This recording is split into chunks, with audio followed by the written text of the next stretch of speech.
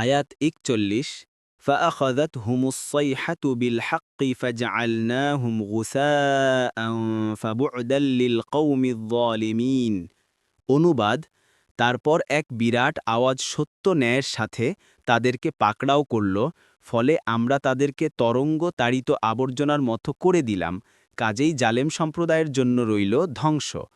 তাফসির ১ নং ফুটনোটের বিবরণ, অর্থাৎ তাদের উপর যে আযাব এসেছে সেটা যথার্থ ছিল, তাদের উপর কোনো প্রকার জুলুম করা হয়নি, তাদের অপরাধের কারণে সেটা এসেছে।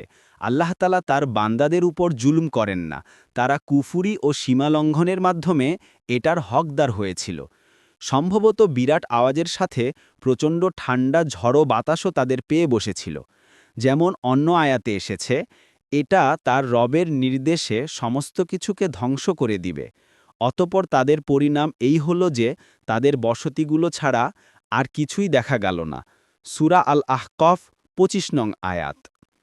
২ নং ফুটনোটের বিবরণ, মূলে গোসা শব্দ ব্যবহার করা হয়েছে।